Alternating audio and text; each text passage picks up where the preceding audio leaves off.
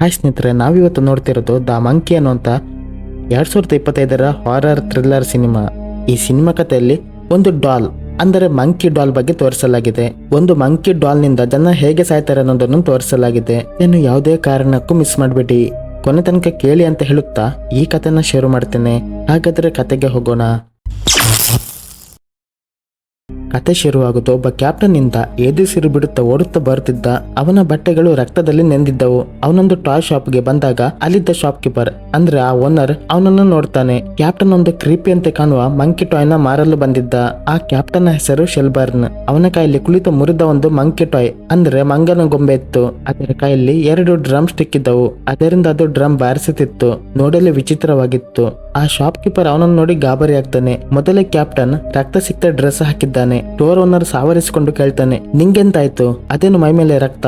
Captain ಹೇಳ್ತಾನೆ, ಈ ರಕ್ತ ನನ್ನದಲ್ಲ. ಸ್ಟೋರ್ ಓನರ್ ಮತ್ತೆ ಪುನಃ ಕೇಳ್ತಾನೆ, ಈ ಗೊಂಬೆ ಯಾಕೆ ಮುರಿದಿದೆ? ಡ್ರಮ್ ಅಂತೂ ಬಾರಿಸ್ತಿಲ್ಲ, ಇದನ್ನು ತಕೊಳ್ಳಲು ಆಗಲ್ಲ, ಇದು ಮುರಿದಿದ್ದ ಅಂತ ನಿರಾಕರಿಸ್ತಾನೆ. ಕ್ಯಾಪ್ಟನ್ ಹೇಳುತ್ತಾನೆ, ಅರೆ ಸುಮ್ನೀರು, ಕೈ ಮೇಲೆ ಮಾಡಿದೆ ಅಷ್ಟೇ, ಇದು ಏನು ಮಾಡ್ತಿಲ್ಲ, ಇಲ್ಲಾಂದ್ರೆ ಯಾರಿದಾದ್ರೂ ಜೀವ ಹೋಗ್ತಿತ್ತು. ಅಷ್ಟೊತ್ತಿಗೆ ಆ ಮಂಕಿ ಡ್ರಮ್ ಬಾರಿಸಲು ಶುರು ಮಾಡುತ್ತೆ. ಈ ಶಾಪ್ ನಲ್ಲಿ ವಿಚಿತ್ರ ಕೆಲಸಗಳು ಶುರುವಾಗತೊಡಗುತ್ತವೆ.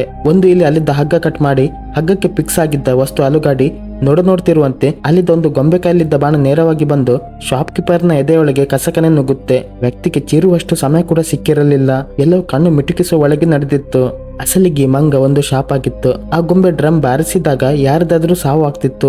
ಇದೆಲ್ಲ ಕ್ಯಾಪ್ಟನ್ಗೆ ತಿಳಿದಿತ್ತು. ಅವನಿಗೆ ಈ ಮಂಕಿ ಟಾಯ್ನ ಆಟ ಸಾಕಾಗಿತ್ತು. ಹೀಗಾಗಿ ಅವನು ತೀರ್ಮಾನ ಮಾಡ್ತಾನೆ, ಈ ಮಂಕಿ ಡಾಲ್ ನ ಬೆಂಕಿಯಲ್ಲಿ ಸುಡ್ತಾನಂತ. ಅದನ್ನು ಸುಡುವಾಗಲೂ ಆ ಮಂಕಿ ವಿಚಿತ್ರ ರೀತಿಯಲ್ಲಿ ನಗುತ್ತಿತ್ತು. ಇನ್ನು ತನ್ನ ಪ್ಲಾನ್ ಮುಗಿದಿಲ್ಲ ಅನ್ನುವಂತೆ ನಗು ಬೀರುತ್ತೆ. ಕ್ಯಾಪ್ಟನ್ ಹೇಳ್ತಾನೆ, ನಾನು ನನ್ನ ಮಕ್ಕಳಿಗೆ ದೊಡ್ಡ ಪ್ರಾಬ್ಲಮ್ ಅನ್ನು ಬಿಟ್ಟು ಹೋಗ್ತಿದ್ದೇನೆ. ಈಗ ಸೀನ್ ಕಟ್ ಆಗುತ್ತೆ. ಹಲವಾರು ವರ್ಷಗಳ ನಂತರ 1999ರ ಸಮಯವನ್ನು ತೋರಿಸಲಾಗುತ್ತೆ. ಇಬ್ಬರು ಟ್ವಿನ್ ಹುಡುಗರನ್ನು ನೋಡ್ತೇವೆ, ಹೆಲ್ ಮತ್ತು ಬಿಲ್. ಇಬ್ಬರು ಸಹೋದರರು ಮತ್ತು ಕ್ಯಾಪ್ಟನ್ ನ ಮಕ್ಕಳು ಆಗಿದ್ದರು. ಇಬ್ಬರು ಕ್ಯಾಪ್ಟನ್ ಸಾವಿನ ನಂತರ ತಮ್ಮ ಮಾಮ್ ಜೊತೆ ವಾಸಿಸುತ್ತಿದ್ದರು. ಈ ಹುಡುಗರ ವಯಸ್ಸು 14-15 ಅನ್ನಬಹುದು. ಮಾಮ್ ಯಾವಾಗಲೂ ಮನೆಯ ಕೆಲಸದಲ್ಲಿ ಬ್ಯುಸಿಯಾಗಿದ್ದರಿಂದ ಇಬ್ಬರು ಸಹೋದರರು ಒಟ್ಟಿಗೆ ಸಮಯ ಕಳೆಯುತ್ತಿದ್ದರು. ಇಬ್ಬರಿಗೂ ತಮ್ಮ ಡ್ಯಾಡ್ ಬಗ್ಗೆ ತಿಳಿದುಕೊಳ್ಳಲು ಯಾವಾಗಲೂ ಕುತೂಹಲವಿರುತ್ತಿತ್ತು. ಅವರ ಮಾಮ ಅಂತೂ ಡ್ಯಾಡ್ ಬಗ್ಗೆ ಯಾವಾಗ್ಲೂ ಏನು ಮಾತಾಡ್ತಾನೆ ಇರಲಿಲ್ಲ. ಜಸ್ಟ್ ಇಷ್ಟು ಮಾತ್ರ ಹೇಳ್ತಾ ಇದ್ದರು. ಅವರು ಒಂದು ದಿನ ಸಿಗರೆಟ್ ಖರೀದಿ ಮಾಡಲು ಹೋಗಿದ್ದರು ಮತ್ತೆ ಅವರು ವಾಪಸ್ ಬರಲೇ ಇಲ್ಲ ಅಂತ. ಈಗ ಇಬ್ಬರು ಸಹೋದರರು ಸ್ವತಃ ತಮ್ಮ ಡ್ಯಾಡ್ ನ ವಸ್ತುಗಳನ್ನು ಚೆಕ್ ಮಾಡಲು ಡಿಸೈಡ್ ಮಾಡ್ತಾರೆ. ಹೀಗೆ ಚೆಕ್ ಮಾಡುವಾಗ ಒಂದು ಯೂನಿಫಾರ್ಮ್ ಜೊತೆ ಅವರಿಗೊಂದು ಬಾಕ್ಸ್ ಕೂಡ ಸಿಗುತ್ತೆ. ಆ ಬಾಕ್ಸ್ ತೆರೆದಾಗ ಅದರಲ್ಲಿ ಅದೇ ಮಂಕಿತ್ತು. ಅದನ್ನು ನಾವು ಮೂವಿ ಶುರುವಲ್ಲಿ ನೋಡ್ತೇವೆ. ಬಾಕ್ಸಿನಲ್ಲಿ ಬರೆಯಲಾಗಿತ್ತು, ಈ ಮಂಗನಿಗೆ ಕೀ ಕೊಡಿ ಮತ್ತೆ ನೋಡಿ ಏನಾಗುತ್ತೆ ಅಂತ. ಬಿಲ್ ಹೆಲ್ಗೆ ಹೇಳುತ್ತಾನೆ, ನಾವಿದನ್ನು ಟ್ರೈ ಮಾಡ್ಲೇಬೇಕು. ಎಲ್ಲಿ ಹಿಂದೆ ಮುಂದೆ ನೋಡದೆ ಅದರೊಳಗೆ ಕೀ ಹಾಕಿ ತಿರುಗಿಸ್ತಾನೆ. ಆದರೆ ಮಂಕಿ ಒಳಗೆ ಯಾವುದೇ ಚೇಂಜಸ್ ಆಗೋದಿಲ್ಲ. ಎಲ್ ಭಾವಿಸ್ತಾನೆ, ಬಹುಶಃ ಇದು ತುಂಬಾನೇ ಹಳೆಯದು ಮತ್ತು ಹಾಳಾಗಿದೆ. ಇದಂತ ಡಬ್ಬ ಮಾರ ಅಂದುಕೊಂಡು ಇಬ್ಬರು ಅಲ್ಲಿಂದ ಹೊರಗೆ ಹೋಗ್ತಾರೆ. ಅವರಿಗೆ ಮುಂದೆ ಬರುವ ಅಪಾಯದ ಸೂಚನೆ ಕೂಡ ಇರುವುದಿಲ್ಲ. ಇವತ್ತವರು ಅವರ ಬೇಬಿ ಸಿಟರ್ ಆನಿ ಒಟ್ಟಿಗೆ ಒಂದು ರೆಸ್ಟೋರೆಂಟ್ಗೆ ಹೋಗಲಿತ್ತು. ಅವರು ಹೋಗಿ ಗಾಡಿಯಲ್ಲಿ ಕುತ್ಕೊಂಡಾಗ ಹೆಲ್ ನೋಡ್ತಾನೆ, ಅವರಿಗಿಂತ ಮೊದಲು ಮಂಕಿ ಗೊಂಬೆ ಗಾಡಿಯಲ್ಲಿ ಇರುತ್ತದೆ. ಅವನಿಗೆ ತನ್ನ ಕಣ್ಣುಗಳ ಮೇಲೆ ನಂಬಿಕೆ ಬರಲ್ಲ. ಯಾರು ಮರ ಇದನ್ನು ಇಟ್ರು ಅಂತ ಭಾವಿಸ್ತಾನೆ. ಯಾಕೆಂದ್ರೆ ಅವನೇ ಸ್ವತಃ ಹೋಗಿ ಮಂಕಿ ಟಾಯ್ನ ಬಾಕ್ಸ್ ನಲ್ಲಿ ಇಟ್ಟು ಬಂದಿದ್ದ. ಈಗ ಅವನು ಅದರ ಬಗ್ಗೆ ಹೆಚ್ಚು ಗಮನ ಕೂಡ ಕೊಡುವುದಿಲ್ಲ. ಎಲ್ಲರೂ ಇಲ್ಲಿಂದ ಹೊರಟು ಬಿಡ್ತಾರೆ. ರೆಸ್ಟೋರೆಂಟಿನಲ್ಲಿ ಗಮ್ಮತ್ತಲ್ಲಿ ಬಕಬಕನ ತಿಂಡಿ ತಿನ್ನುವಾಗ ಎಲ್ಗೆ ಏನೋ ವಿಚಿತ್ರ ಸದ್ದು ಕೇಳಿಸುತ್ತೆ. ಮಂಕಿ ಡ್ರಮ್ ಬಾರಿಸೋದು ಅವನಿಗೆ ಕೇಳುತ್ತದೆ. ಅವನಿಗೆ ಇದೆಲ್ಲ ಏನಾಗ್ತಿದೆ ಅಂತ ಗೊತ್ತಾಗಲ್ಲ. ಅವನಂತೂ ಅದನ್ನು ಗಾಡಿಯಲ್ಲಿ ಬಿಟ್ಟು ಬಂದಿದ್ದ. ಈ ಸದ್ದು ಇಲ್ಲಿ ಹೇಗೆ ಬರ್ತಾ ಉಂಟು ಅಂತ ಗಾಬರಿಗೊಳ್ತಾನೆ. ಇದೆಲ್ಲ ಯೋಚನೆ ಮಾಡುವಾಗ ಒಂದು ದುರ್ಘಟನೆ ನಡೆಯುತ್ತೆ.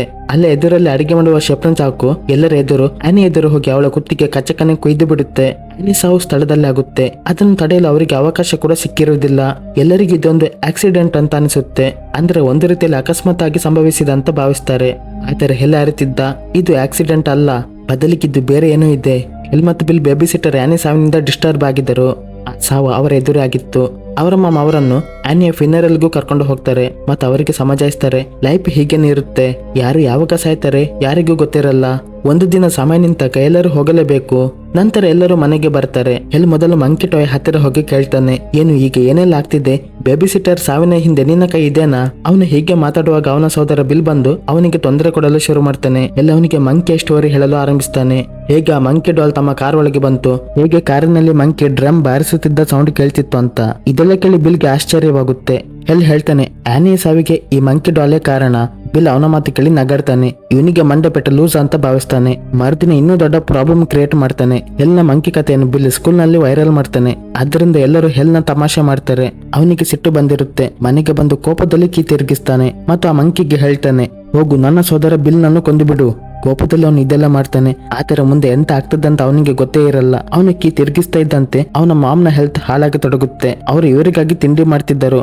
ಅವರ ಕಣ್ಣು ಮತ್ತು ಮೂಗುಗಳಿಂದ ರಕ್ತ ಬರತೊಡಗುತ್ತೆ ಮತ್ತು ಅವರು ಅಲ್ಲೇ ಬಿದ್ದು ಸಾಯ್ತಾರೆ. ಡಾಕ್ಟರ್ ಪ್ರಕಾರ ಅವರಿಗೆ ಬ್ರೈನ್ ಹ್ಯಾಮರೇಜ್ ಆಗಿತ್ತು. ಆದರೆ ಹೆಲ್ಗೆ ಅಸಲಿ ವಿಷಯ ತಿಳಿದಿತ್ತು. ಅವನ ಸಣ್ಣ ತಪ್ಪಿನಿಂದ ಅವನ ಮಾಮ್ನ ಸಾವಾಗಿತ್ತು. ಕಾಲ ಮಿಂಚಿ ಹೋಗಿತ್ತು. ಏನು ಮಾಡಲಾಗದ ಪರಿಸ್ಥಿತಿ. ಕೋಪದಲ್ಲಿ ಅವನ ಮನೆಗೆ ಹೋಗಿ ಆ ಮಂಕಿ ಡಾಲ್ ಅನ್ನು ಸಣ್ಣ ಸುತ್ತಿಗೆ ತರದ ವೆಪನಿಂದ ಮುರಿದು ಹಾಕ್ತಾನೆ ಮತ್ತು ಗಾರ್ಬೇಜ್ಗೆ ಬಿಸಾಡ್ತಾನೆ. ಮರುದಿನ ಬೆಳಿಗ್ಗೆದ್ದು ನೋಡಿದಾಗ ಆ ಮಂಕಿನ ಮತ್ತೆ ವಾಪಸ್ಸು ತನ್ನ ಮನೆಯಲ್ಲಿ ನೋಡ್ತಾನೆ. ಅದು ಸರಿಯಾಗಿತ್ತು. ಇತ್ತ ಬಿಲ್ ಕನಸಲ್ಲಿ ಒದ್ದಾಡುತ್ತಿದ್ದ. ಅವನಿಗೆ ಮಾಮ್ನ ಬಗ್ಗೆ ತುಂಬಾನೇ ನೋವಾಗುತ್ತೆ. ಅವನು ಮಾಮ್ನ ಪಿನ್ನರಲ್ ಮುಗಿದು 3 ದಿನಗಳು ಆದರೂ ತನ್ನ ಡ್ರೆಸ್ ಕೂಡ ಚೇಂಜ್ ಮಾಡಿರಲಿಲ್ಲ. 3ನೇ ದಿನ ನಂತರ ಅವರ ಅಂಕಲ್ ಮತ್ತು ಆಂಟಿ ಅವರಿಬ್ಬರನ್ನು ಕರ್ಕೊಂಡು ಹೋಗಲು ಬರ್ತಾರೆ. ಯಾಕೆಂದ್ರೆ ಈಗ ಅವರ ಅಪ್ಪ ಅಮ್ಮ ಇರಲಿಲ್ಲ ಮತ್ತೆ ಈಗ ಅವರು ಯಾರೊಂದಿಗಾದ್ರೂ ಇರಲೇಬೇಕಿತ್ತು. ಇಲ್ಲಿಗೆ ಬಂದ ಬಳಿಕ ಹೆಲ್ನ ಹೃದಯದಲ್ಲಿ ತುಂಬಾನೇ ವಿಷಾದವಿತ್ತು. ಅವನು ಎಲ್ಲಾ ಮಾತು ಬಿಲ್ಗೆ ಹೇಳಲು ಬಯಸ್ತಾನೆ. ಕೆಲವು ದಿನಗಳ ಬಳಿಕ ಧೈರ್ಯ ಮಾಡಿ ಹೇಳೇ ಬಿಡ್ತಾನೆ. ಅವರ ತಾಯಿ ಸಾವಿಗೆ ಕಾರಣ ಆ ಮಂಕಿ ಡ್ರಮ್ ಹೊಡೆದಿದ್ದಕ್ಕೆ. ಆದ್ರಿಂದ ಇದೆಲ್ಲ ಆಯ್ತು. ಇದರಲ್ಲಿ ನನ್ನ ತಪ್ಪು ಇದೆ. ನಾನೇ ಕೋಪದಲ್ಲಿ ನೀನು ಸಾಯಲು ಕೀ ತಿರುಗಿಸಿದ್ದೆ. ಯಾವಾಗಾದ್ರೂ ಆ ಮಂಕಿ ಒಳಗೆ ಕೀ ತಿರುಗಿಸಿದ್ರೆ ಅದಕ್ಕೆ ಜೀವ ಬಂದ ಹಾಗೆ ಆಗುತ್ತೆ. ಇಂಥ ಕೆಟ್ಟ ಘಟನೆಗಳು ನಡೆಯುತ್ತೆ. ಬಿಲ್ಗೆ ಅವನ ಮಾತುಗಳ ಮೇಲೆ ನಂಬಿಕೆ ಬರಲ್ಲ. ಅವನು ಹೇಳುತ್ತಾನೆ, ಹಾಗಾದ್ರೆ ಇದು ಸತ್ಯ ಆದ್ರೆ ನೀನು ಅದನ್ನು ಪ್ರೂವ್ ಮಾಡಿ ತೋರಿಸು. ಮತ್ತೊಮ್ಮೆ ನೀನು ಕೀ ಕೊಡು. ಎಲ್ಲ ಅದನ್ನು ಪ್ರೂವ್ ಮಾಡಲು ಮತ್ತೊಮ್ಮೆ ಅದಕ್ಕೆ ಕೀ ಕೊಡ್ತಾನೆ. ಅದರಿಂದ ಈಗಲೂ ಯಾರದಾದ್ರೂ ಸಾವು ಆಗಬಹುದಿತ್ತು. ಕೀ ತಿರುಗಿಸ್ತಾ ಇದ್ದಂತೆ ಮತ್ತೊಂದು ಕಡೆ ಅವನ ಅಂಕಲ್ನ ನೋಡ್ತೇವೆ. ಅವರು ಕುದುರೆ ಸವಾರಿ ಮಾಡ್ತಿದ್ದರು. ಅವರು ಕುದುರೆಯಿಂದ ಬಿದ್ದು ಹಲವಾರು ಕುದುರೆಗಳು ಅವರ ಮೇಲಿಂದಲೇ ಓಡುತ್ತವೆ. ಹೀಗೆ ಅವರ ಸಾವಾಗುತ್ತೆ. ಈ ಘಟನೆ ಬಿಲ್ಗೆ ವಿಷಯ ಅರ್ಥ ಮಾಡಿಸಲು ಸಾಕಾಗಿತ್ತು. ಆ ಮಂಕಿ ಡಾಲ್ ಎಷ್ಟೊಂದು ಖತರ್ನಾಕ್ ಅನ್ನುವುದು ಇಲ್ಲೇ ಅರ್ಥವಾಗಿತ್ತು. ಈ ಘಟನೆ ಬಳಿಕ ಅವರು ಆ ಮಂಕಿ ಟಾಯ್ನ ತಮ್ಮಿಂದ ದೂರ ಮಾಡಲು ಯೋಚಿಸ್ತಾರೆ. ನಂತರ ಆ ಮಂಕಿ ಟಾಯ್ನ ಚೈನ್ ನಲ್ಲಿ ಬಂಧಿಸಿ ಬಾಕ್ಸ್ ನಲ್ಲಿ ಹಾಕಿ ದೂರದ ಒಂದು ಗುಹೆಯ ಸ್ಥಳದಲ್ಲಿ ಹೂತು ಹಾಕ್ತಾರೆ. ಹೀಗೆ ಮಾಡಿದ್ದರಿಂದ ಮಂಕಿ ಟಾಯ್ ನಿಂದ ಆಗಿದ್ದ ಪ್ರಾಬ್ಲಮ್ ಅಂತಾಗುತ್ತೆ. ನಂತರ ಕಥೆಯಲ್ಲಿ 25 ವರ್ಷಗಳು ಕಳೆದು ಹೋಗುತ್ತವೆ. 25 ವರ್ಷಗಳ ನಂತರ ಹೆಲ್ನ ನೋಡ್ತೇವೆ. ಆತ ಒಂದು ಸ್ಟೋರ್ ನಲ್ಲಿ ಸ್ಟೋರ್ ಕೀಪರ್ ನ ಕೆಲಸ ಮಾಡ್ತಿದ್ದ. ಅವನ ಸಹೋದರನ ಜೊತೆಗಿನ ಎಲ್ಲ ಸಂಬಂಧ ಮುರಿದಿದ್ದ. ಯಾಕೆಂದರೆ ಅವನಿಗೆ ಭಯವಿತ್ತು. ಎಲ್ಲಿಯಾದ್ರೂ ಆತ ತನ್ನ ಸಹೋದರನನ್ನು ಭೇಟಿಯಾದ್ರೆ ಆ ಮಂಕಿ ಮತ್ತೆ ಅವರನ್ನು ಹಿಂಬಲಿಸದೇ ಇರಲಿ ಅಂತ, ಮತ್ತೆ ಸಮಸ್ಯೆಗಳು ಶುರುವಾಗದಿರಲಿ ಅಂತ ಭಾವಿಸ್ತಾನೆ. ಮತ್ತು ಈಗ ಅವನು ತನ್ನ ಮ್ಯಾನೇಜರ್ ಹತ್ತಿರ ರಜೆ ಕೇಳುತ್ತಾನೆ. ಯಾಕೆಂದರೆ ಈಗ ಅವನು ತನ್ನ ಮಗ ಪೀಟ್ ನ ಮೀಟ್ ಆಗಲು ಹೋಗ್ಬೇಕಿತ್ತು. ಆಕ್ಚುಲಿ ಅವನ ಪತ್ನಿಯೊಂದಿಗೆ ಡೈವರ್ಸ್ ಆಗಿತ್ತು. ಅವನು ಹೆಲ್ನ ಎಕ್ಸ್ ವೈಫ್ ಜೊತೆ ಇರುತ್ತಿದ್ದ. ಅಲ್ಲಿಗೆ ಹೋದ ನಂತರ ಅವನಿಗೊಂದು ಶಾಕಿಂಗ್ ನ್ಯೂಸ್ ಗೊತ್ತಾಗುತ್ತೆ. ಅವನ ಎಕ್ಸ್ ವೈಫ್ ಮತ್ತು ಅವಳ ಹಸ್ಬೆಂಡ್ ಪೀಟ್ ನ ಲೀಗಲ್ ಕಸ್ಟಡಿಗೆ ತಗೊಳ್ತಾರೆ ಅನ್ನುವುದು. ಇದರ ಅರ್ಥ ಹೆಲ್ಲಿನ ಅವನ ಮಗನ ಜೊತೆ ಜಾಸ್ತಿ ಸಮಯ ಕಳೆಯಲು ಅವಕಾಶ ಇರಲ್ಲ. ಇನ್ನು ಅವನು ತನ್ನ ಮಗನ ಜೊತೆ ಕಳೆಯಲು 2 ದಿನಗಳು ಮಾತ್ರ ಇದ್ದವು. ಅದನ್ನು ಬೇಗನೆ ಅವನು ಕಳೆಯಬೇಕಿತ್ತು. ಇದೆಲ್ಲ ನೆನಪು ಮಾಡಿಕೊಂಡು ಅವನು ಒಂದು ರೋಡ್ ಟ್ರಿಪ್ ಗಾಗಿ ಹೋಗ್ತಾನೆ. ರಾತ್ರಿ ವೇಳೆ ತಂದೆ ಮತ್ತು ಮಗ ಒಂದು ಮೋಟೆಲ್ ನಲ್ಲಿ ನಿಲ್ತಾರೆ. ಹೆಲ್ನ ಮಗ ಅವನಿಗೆ ಅವನ ಫ್ಯಾಮಿಲಿ ಬಗ್ಗೆ ಕೇಳ್ತಾನೆ, ಏನು ನಿಮಗೆ ಯಾರಾದ್ರೂ ಸಹೋದರ ಇದ್ದಾನ ಅಂತ. ಇಲ್ಲಿಗೆ ಈ ಟೈಮ್ ನಲ್ಲಿ ಬೆಲ್ನ ನೆನಪು ಬಂದು ಆತ ಪೀಟ್ಗೆ ಸುಳ್ಳು ಹೇಳುತ್ತಾನೆ, ನನಗೆ ಯಾರು ಸಹೋದರರಿಲ್ಲ, ನಾನು ಒಬ್ಬನೇ ವಾಸಿಸ್ತೇನೆ. ಸೀನ್ ಕಟ್ ಆಗಿ ಒಬ್ಬಳು ಆಂಟಿ ಇಡನ್ನ ತೋರಿಸಲಾಗುತ್ತೆ. ಈ ಆಂಟಿ ಬೇರೆ ಯಾರು ಅಲ್ಲ, ಹೆಲ್ ಮತ್ತು ಬಿಲ್ ನ ನೋಡಿಕೊಳ್ಳುತ್ತಿದ್ದ ಆಂಟಿ. ಅವಳ ಹತ್ತಿರ ಹೆಲ್ ಮತ್ತು ಬಿಲ್ ತಮ್ಮ ಮಾಮ್ ಮತ್ತು ಡ್ಯಾಡ್ ನ ಸಾವಿನ ನಂತರ ಇರುತ್ತಿದ್ದರು. ಅವಳ ಹಸ್ಬೆಂಡ್ ನ ಸಾವು ಎಲ್ಲೂ ಗೊಂಬೆಗೆ ಕೀ ಕೊಡಲು ಹೋಗಿ ಆಗಿತ್ತು. ಈಗ ಅವರು ಮನೆಯಲ್ಲಿ ಒಬ್ಬರೇ ವಾಸವಾಗಿದ್ದರು. ಇವತ್ತು ಅವರಿಗೆ ಮನೆಯಲ್ಲಿ ಒಂದು ವಿಚಿತ್ರ ಭಯಾನಕ ಸದ್ದು ಕೇಳಿಸುತ್ತೆ. ಯಾರೋ ಮನೆ ಒಳಗೆ ಬಂದಿದ್ದಾರೆ ಅಂತ ಅವರು ಅಂದುಕೊಳ್ತಾರೆ. ಅದನ್ನು ನೋಡಲು ತನ್ನ ಕೈಲಿದ್ದ ಗನ್ ಎತ್ತಿಕೊಂಡು ಹೊರಗಡೆ ಬರ್ತಾರೆ. ಯಾರೋ ಅವರ ಮನೆ ಬೇಸ್ಮೆಂಟ್ ಒಳಗೆ ಹೋದಂತೆ ಅವರಿಗೆ ಭಾಸವಾಗುತ್ತೆ. ಬೇಸ್ಮೆಂಟ್ ನ ಸ್ಟೆಪ್ಸ್ ಗಳನ್ನು ಇಳಿಯುತ್ತಾ ಇದ್ದಂತೆ ಆಗ ಅವರಿಗೆ ಏನೋ ಸದ್ದು ಕೇಳಿಸುತ್ತೆ. ಆಗಲೇ ಅವರ ಕಾಲ ಕೆಳಗಿನ ಮರದ ಮೆಟ್ಟಿಲು ಕೂಡ ಮುರಿದು ಬಿಡುತ್ತೆ. ಕೆಳಗಿನ ಗ್ಲಾಸ್ ನ ಫ್ಲೋರ್ ಹೊಡೆದು ಅವರಿಗೆ ತುಂಬಾನೇ ಗಾಯ ಕೂಡ ಆಗುತ್ತೆ. ಬಿದ್ದಾಗ ಅವರು ಸಣ್ಣ ಗ್ಲಾಸ್ ನ ಚೂರುಗಳು ಮತ್ತು ಮರದ ತುಂಡುಗಳು ಅವರ ಮುಖಕ್ಕೆ ಚುಚ್ಚಿಕೊಳ್ಳುತ್ತವೆ. ತಮ್ಮ ಮುಖ ನೋಡಲು ಅವರು ಕನ್ನಡಿ ಬಳಿ ಹೋದಾಗ ಅವರಿಗೆ ಗ್ಯಾಸ್ ಲೀಕ್ ಆದ ಸ್ಮೆಲ್ ಬರುತ್ತದೆ. ಅವರು ಬೇಗನೆ ಗ್ಯಾಸ್ ಹತ್ತಿರ ಹೋಗ್ತಾರೆ. ಆಗಲೇ ಅಲ್ಲಿ ಬೆಂಕಿ ಕಿಡಿ ಸ್ಪಾರ್ಕ್ ಆಗಿ ಬೆಂಕಿ ಹೊತ್ತಿಕೊಳ್ಳುತ್ತದೆ. ಅವರ ಮುಖವೇ ಸುಟ್ಟು ಹೋಗುತ್ತದೆ. ಕೂಗುತ್ತವರು ಮನೆಯಿಂದ ಹೊರಗೆ ಬರ್ತಾರೆ. ಎಲ್ಲಿಗೆ ಹೋಗುದು ಅಂತ ಅರ್ಥ ಆಗದೆ ಹತ್ತಿರವಿದ್ದ ಬಿಲ್ ಬೋರ್ಡ್ ಹತ್ತಿರ ಹೋಗ್ತಾರೆ. ಅದರತ್ತಲ್ಲಿ ಓಡಿದಾಗ ಬಿಲ್ ಬೋರ್ಡ್ ತಾಗಿ ಅವರ ಸಾವಾಗುತ್ತೆ. ಇದೇ ಸಮಯಕ್ಕೆ ಹೆಲ್ಗೆ ತನ್ನ ಹೋಟೆಲ್ ರೂಮಿನಲ್ಲಿ ಭಯಾನಕ ಕನಸೊಂದು ಬರುತ್ತಿತ್ತು. ಅವನು ಕನಸಲ್ಲಿ ತನ್ನ ಮಾಮ್ನ ಒಂದು ಭಯಾನಕ ರೂಪದಲ್ಲಿ ನೋಡ್ತಾನೆ ಮತ್ತು ಮಂಕಿನ ಕೂಡ ನೋಡ್ತಾನೆ. ಅದನ್ನ ನೋಡಿ ಒಮ್ಮೆಲೆ ಗಾಬರಿಯಾಗಿ ಹೇಳುತ್ತಾನೆ. ಅದೇ ಸಮಯಕ್ಕೆ ಅವನ ಫೋನ್ಗೆ ಬಿಲ್ ನ ಕಾಲ್ ಬರುತ್ತಿತ್ತು. ಅದು ಕೂಡ ಅದೆಷ್ಟು ವರ್ಷಗಳ ನಂತರ. ಎದರೆ ಅವನು ಆ ಕಾಲ್ ರಿಸೀವ್ ಮಾಡ್ತಾನೆ. ಬಿಲ್ ಅವನಿಗೆ ಕೆಟ್ಟ ಸುದ್ದಿ ಕೊಡ್ತಾನೆ ಮತ್ತು ಹೇಳುತ್ತಾನೆ, ಆ ಮಂಕಿ ಮತ್ತೆ ಬಂದಿದೆ. ಅದು ಮತ್ತೆ ಕೆಟ್ಟ ಘಟನೆಗಳನ್ನು ಮಾಡ್ತಿದೆ. ಅದನ್ನ ನಾವು ಕೊಲ್ಬೇಕು. ಅದನ್ನು ಹೇಗಾದರೂ ಮಾಡಿ ಅವರು ಮುಗಿಸಲೇಬೇಕಿತ್ತು. ಮಾತ್ರ ಇದೇ ವಿಷಯಕ್ಕೆ ಇಬ್ಬರ ನಡುವೆ ವಾದ ಆಗುತ್ತೆ. ಯಾರದನ್ನು ಹುಡುಕಿ ನಾಶ ಮಾಡ್ತಾರಂತ ಇಬ್ಬರು ಜಗಳ ಮಾಡ್ತಾರೆ. ಮಾತಾಡುತ್ತಾ ಹೆಲ್ಲ ಕೋಣೆಯಿಂದ ಹೊರಗೆ ಬರುತ್ತಾನೆ. ಅವನು ನೋಡ್ತಾನೆ ಅವನ ಹತ್ತಿರದ ಏರ್ ಕಂಡೀಷನರ್ ನಿಂದ ಏನೋ ಸದ್ದು ಬರುತ್ತಿತ್ತು. ಅಲ್ಲೇ ಸ್ಪಾರ್ಕ್ ಉಂಟಾಗಿ ಏರ್ ಕಂಡೀಷನರ್ ದೂರ ಹೋಗಿ ಬೀಳುತ್ತೆ. ವೈರ್ ತುಂಡಾಗಿ ಪೂಲ್ ಒಳಗೆ ಬೀಳುತ್ತದೆ. ಪೂಲ್ ಒಳಗೆ ಕರೆಂಟ್ ಪಾಸ್ ಆಗಿತ್ತು. ಹಾಗೆ ಅಲ್ಲಿಗೊಬ್ಬಳು ಹುಡುಗಿ ಬಂದು ಆ ಹುಡುಗಿ ದಸಲನ್ನ ನೀರಿಗೆ ಹಾರಿ ಅವಳ ಸಾವಾಗುತ್ತೆ. ಇದನ್ನು ಕಂಡು ಹೆಲ್ ಮತ್ತಷ್ಟು ಹೆದರಿ ಬಿಡುತ್ತಾನೆ ಮತ್ತು ಅವನಿಗೆ ಅರ್ಥವಾಗುತ್ತದೆ ಆ ಮಂಕಿ ಮೊದಲಿಗಿಂತ ಇನ್ನೂ ಖತರ್ನಾಕ್ ಆಗಿದೆ ಎನ್ನುವುದು. ಈಗ ಅದರ ಹೆಸರು ಹೇಳಲು ಹೋದರೂ ಕೂಡ ಸಾವುಗಳು ಆಗುತ್ತಿದ್ದವು. ಮೊದಲು ಹೆಲ್ ಪೀಟ್ನ ವಾಪಸ್ ಮನೆಗೆ ಬಿಡಲು ತೀರ್ಮಾನ ಮಾಡ್ತಾನೆ. ಅವನ ಜೀವ ಕೂಡ ಅಪಾಯಕ್ಕೆ ಬೀಳಲಿ ಅಂತ ಬಯಸಲ್ಲ. ಆದರೆ ಪೀಟ್ ಹೆಲ್ನ ಹಳೆಯ ಮನೆಗೆ ಹೋಗಲು ಬಯಸಿದ್ದ. ಅಲ್ಲಿ ಅವರ ಆಂಟಿ ಈಡಾ ಒಟ್ಟಿಗೆ ವಾಸವಾಗಿದ್ದರು. ಇದು ಅವನ ಕೊನೆಯ ವಿಶ್ ಕೂಡ ಆಗಿತ್ತು. ಹೆಲ್ಗೆ ಅನಿಸುತ್ತೆ ಅದನ್ನು ಪೂರ್ತಿ ಮಾಡಲೇಬೇಕು. ಹೀಗಾಗಿ ಅವನು ಪೀಟ್ನ ಆಂಟಿ ಮನೆಗೆ ಕರ್ಕೊಂಡು ಹೋಗ್ತಾನೆ. ಅಲ್ಲಿ ಆಂಟಿ ಇರಲೇ ಇಲ್ಲ, ಅವರ ಮೃತ್ಯುವಾಗಿತ್ತು. ಅವರು ಸತ್ತ ಬಳಿಕ ಅವರ ಮನೆ ಸಾಮಾನುಗಳನ್ನು ಹರಾಜು ಹಾಕುತ್ತಿದ್ದರು. ಇಲ್ಲಿ ಆ ಮಂಕಿ ಟಾಯ್ ಕೂಡ ಇರುತ್ತದೆ. ಅದನ್ನೊಬ್ಬ ರಿಕ್ಕಿ ಹೆಸರಿನ ಹುಡುಗ ಖರೀದಿ ಮಾಡ್ತಾನೆ. ದಾರಿಯಲ್ಲಿ ಹೆಲ್ಗೆ ತನ್ನ ಪಾಸ್ಟ್ ಕೂಡ ನೆನಪಿಗೆ ಬರ್ತಿತ್ತು. ಹೇಗೆ ಅವನು ತನ್ನ ಡ್ಯಾಡ್ಗಾಗಿ ಒದ್ದಾಡುತ್ತಿದ್ದ, ಹೇಗೆ ಅವರನ್ನು ಮಿಸ್ ಮಾಡ್ತಿದ್ದ. ಮಾತ್ರ ಅವನ ಮಾಮ ಅವರ ಜೊತೆ ಕ್ಲೋಸ್ ಆಗಲು ಬಿಡಲೇ ಇಲ್ಲ. ನಂತರ ಅವನ ಡ್ಯಾಡ್ನ ಸಾವಾಗಿತ್ತು. ಇದೇ ಯೋಚನೆಯಲ್ಲಿ ಇದ್ದ ಅವನನ್ನು ಒಬ್ಬಳು ಏಜೆಂಟ್ ಬಾರ್ಬಾರ ಬಂದು ಎಚ್ಚರ ಮಾಡ್ತಾಳೆ. ಬಾರ್ಬಾರ ಅವನಿಗೆ ಶಾಕಿಂಗ್ ನ್ಯೂಸ್ ಕೊಡ್ತಾಳೆ. ಯಾವ ಪೇಟೆಗೆ ಅವನು ಬಂದಿದ್ದಾನೋ ಅಲ್ಲಿ ವಿಚಿತ್ರ ರೀತಿ ಘಟನೆಗಳು ನಡೆಯುತ್ತಿವೆ. ಪೇಟೆಯಲ್ಲಿ ಜನರು ವಿಚಿತ್ರ ರೀತಿಯಲ್ಲಿ ಸಾಯುತ್ತಿದ್ದರು. ಇದನ್ನು ಕೇಳಿ ಹೆಲ್ ಮತ್ತಷ್ಟು ಹೆದರಿ ಬಿಡುತ್ತಾನೆ. ಅವನಿಗೆ ಅರ್ಥವಾಗುತ್ತದೆ ಮಂಕಿ ಟಾಯ್ ಇದೇ ಸಿಟಿಯಲ್ಲಿದೆ. ಇವರಿಬ್ಬರು ಮಾತಾಡುವಾಗ ಪೀಟ್ಗೆ ಅರಿವಾಗುತ್ತೆ ಹೆಲ್ಗೆ ಒಬ್ಬ ಸಹೋದರ ಕೂಡ ಇದ್ದಾನೆ ಎನ್ನುವುದು. ಹೆಲ್ಲೀಗ ಮಂಕಿ ಟಾಯ್ನ ಹುಡುಕಲೇಬೇಕಾಗಿತ್ತು. ಅದಕ್ಕಾಗಿ ಅತ್ತ ಸ್ಟೋರ್ ರೂಮ್ಗೆ ಹೋಗ್ತಾನೆ. ಅಲ್ಲಿ ಹರಾಜು ಮಾಡುವ ಎಲ್ಲ ವಸ್ತುಗಳನ್ನು ಇಡಲಾಗಿತ್ತು. ಅವನಿಗೆ ಗೊತ್ತಾಗುತ್ತೆ ಆಂಟಿ ಮನೆ ಎಲ್ಲ ವಸ್ತುಗಳನ್ನು ಹರಾಜು ಮಾಡಿಲ್ಲ ಎನ್ನುವುದು.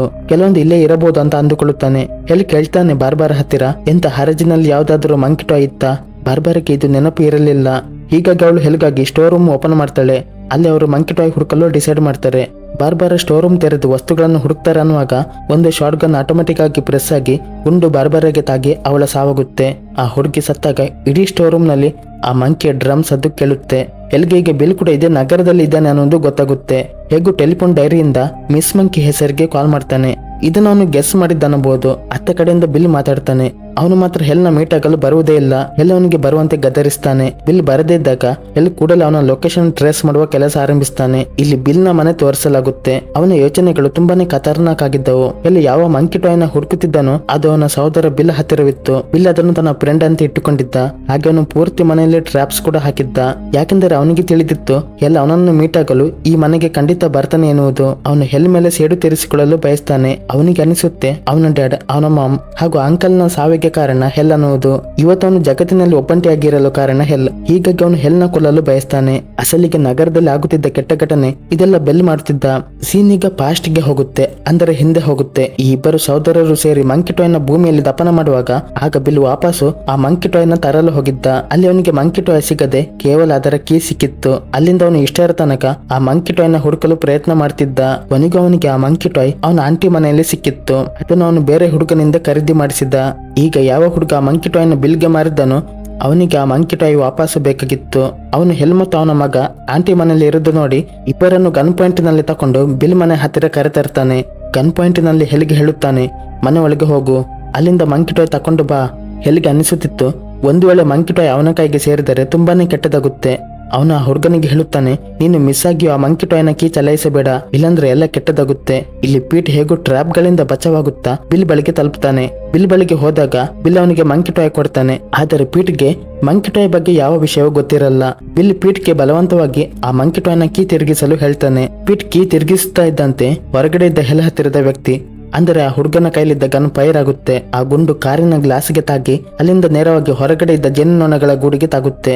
ಇದರಿಂದ ಎಲ್ಲ ಜೇನುನೊಣಗಳು ಆ ಹುಡುಗನ ಬಾಯಿ ಒಳಗೆ ಹೋಗುತ್ತವೆ. ಆ ಹುಡುಗನ ಸಾವು ಅಲ್ಲೇ ಆಗುತ್ತೆ. ಹೆಲ್ಗೆ ಇದೆಲ್ಲ ನೋಡಿ ಅರ್ಥವಾಗುತ್ತದೆ, ಅವರು ಮಂಕಿಯ ಬೀಗ ತಿರುಗಿಸಿದ್ದಾರೆ.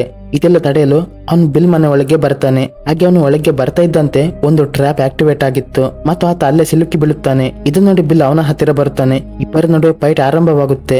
ಆದರೆ ಕೊನೆಗೂ ಇಬ್ಬರು ಒಬ್ಬರಿಗೊಬ್ಬರು ಕ್ಷಮೆ ಕೇಳುತ್ತಾರೆ. ಅವರಿಗೆ ತಮ್ಮ ತಮ್ಮ ತಪ್ಪಿನ ಅರಿವು ಆಗುತ್ತೆ. ಇಬ್ಬರು ಒಂದಾಗ್ತಾರೆ. ಎಲ್ಲವೂ ಸರಿಯಾಯಿತು ಅನ್ನುವಾಗ ಹಿಂದೆ ಇದ್ದ ಮಂಕಿ ಡ್ರಮ್ ಬಾರಿಸಲು ಶುರು ಮಾಡುತ್ತೆ. ಅದರ ಅರ್ಥ ಅಪಾಯ ಮತ್ತೆ ಶುರು ಅಂತ. ಅದು ಡ್ರಮ್ ಬಾರಿಸುತ್ತಿದ್ದಂತೆ ಮನೆಯ ಮಹಡಿ ಜೋರಾಗಿ ಅಲುಗಾಡಲು ಪ್ರಾರಂಭವಾಗುತ್ತೆ. ಮಹಡಿ ಅಲುಗಾಡಿದಾಗ ಬಿಲ್ ಹಾಕಿದ್ದ ಟ್ರ್ಯಾಪ್ ಅವನ ಮೇಲೆ ಬಿದ್ದು ಅವನ ಸಾವಾಗುತ್ತೆ. ಹಾಗೆ ನಗರದಲ್ಲಿ ಎಲ್ಲೆಂದರಲ್ಲಿ ವಿಚಿತ್ರ ಘಟನೆಗಳು ಆಗತೊಡಗುತ್ತವೆ. ಎಲ್ಲ ಕಡೆ ಬೆಂಕಿ ಬಿದ್ದಿತ್ತು. ನಗರದಿಂದ ಹಾದು ಹೋಗುತ್ತಿದ್ದ ಪ್ಲೇನ್ಗಳು ಕ್ರ್ಯಾಶ್ ಆಗತೊಡಗಿದ್ದವು. ಎಲ್ಲ ಕಡೆ ಸರ್ವನಾಶವಾಗತೊಡಗಿತ್ತು. ಆತ ಹೆಲ್ ಮತ್ತು ಪೀಟ್ ಹೇಗೂ ಆ ಮನೆಯಿಂದ ಹೊರಗಡೆ ಬರುವಲ್ಲಿ ಸಕ್ಸಸ್ ಆಗಿದ್ದರು ಮತ್ತು ಅವರು ಈ ಪೇಟೆಯಿಂದ ಹೊರಗೆ ಬರುತ್ತಿದ್ದರು. ಅವರು ತೀರ್ಮಾನ ಮಾಡಿದ್ದರು ಆ ಮಂಕಿ ಟಾಯ್ನ ತಮ್ಮ ಜೊತೆ ಇಟ್ಟುಕೊಳ್ಳುತ್ತಾರೆ, ಏಕೆಂದರೆ ಅದರಿಂದ ಮುಂದೆ ಬರುವ ಅಪಾಯ ತಡೆಯಲು. ಈ ನಗರದಿಂದ ಹೊರಡುವ ಮೊದಲು ಇವರು ಕುದುರೆ ಮೇಲೆ ಕುಳಿತ ಒಬ್ಬ ವ್ಯಕ್ತಿಯನ್ನು ನೋಡ್ತಾರೆ. ಅವನೊಂದು ಸಾವಿನ ಗುರುತಾಗಿದ್ದ. ಅವನು ಈ ನಗರದ ನಾಶವನ್ನು ತೋರಿಸುತ್ತಿದ್ದ. ಅಸಲಿಗೆ ಈ ಸಿನಿಮಾ ಕಥೆ ನಿಮಗೆ ವಿಚಿತ್ರ ಅಂತ ಅನಿಸಬಹುದು, ಯಾಕೆಂದರೆ ಈ ಸಿನಿಮಾ ಕಥೆಯಲ್ಲಿ ಒಂದು ಮಂಕಿ ಡಾಲ್ ಅದು ಪ್ರಮುಖ ಪಾತ್ರ ವಹಿಸುತ್ತೆ. ಈ ಸಿನಿಮಾ ಕಥೆ ಸ್ಟೀಫನ್ ಕಿಂಗ್ ಅವರ ಮಂಕಿ ಶಾರ್ಟ್ ಸ್ಟೋರಿಯನ್ನು ಆಧರಿಸಿದೆ. ಇಲ್ಲಿಗೆ ಈ ಸಿನಿಮಾದ ಕತೆ ಮುಗಿಯುತ್ತೆ. ಕತೆ ಹೇಗಿತ್ತು ಕಾಮೆಂಟ್ ಮಾಡಿ ತಿಳಿಸಿ. ವಿಡಿಯೋ ಮತ್ತು ಕತೆ ಇಷ್ಟವಾದರೆ ಲೈಕ್ ಮಾಡಿ ಮತ್ತು ಶೇರ್ ಮಾಡಿ. ಚಾನೆಲ್ಗೆ ಹೊಸಬರಾದ್ರೆ ಸಬ್ಸ್ಕ್ರೈಬ್ ಮಾಡಿ. ಹಾರರ್ ಸ್ಟೋರಿ ಮತ್ತು ಅಡ್ವೆಂಚರ್ ಸ್ಟೋರಿಗಳು ಬೇಕಾದರೆ ಕಮೆಂಟ್ ಮಾಡಿ. Thank you for watching.